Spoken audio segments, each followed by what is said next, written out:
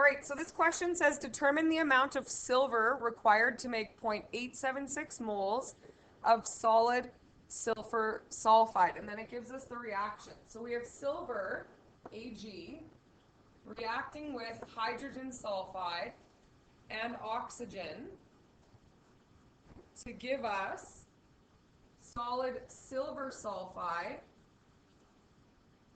and water. So if we balance this, okay, I need a 2 here to balance my oxygen. Okay, that gives me 4 hydrogen, so I need a 2 here.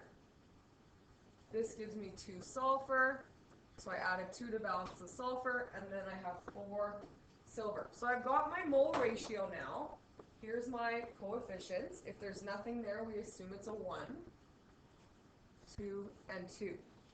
So now I have to identify what's my given and what's my required. So they give me 0.876 moles of solid silver sulfide. So this is my given, and it's 0.876 moles. So this is the value that you're given in the question.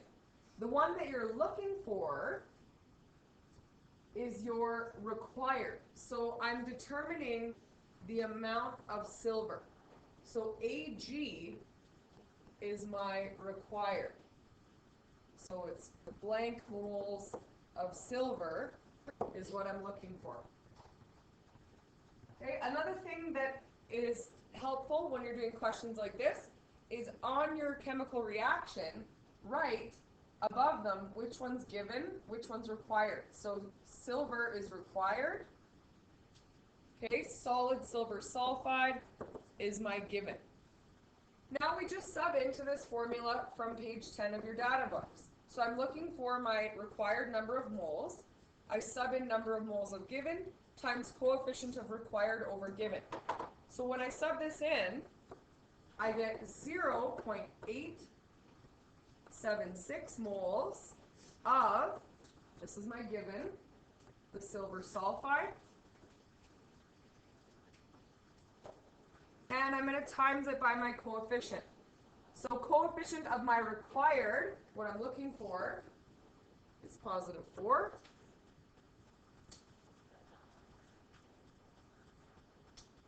And my given is a 2.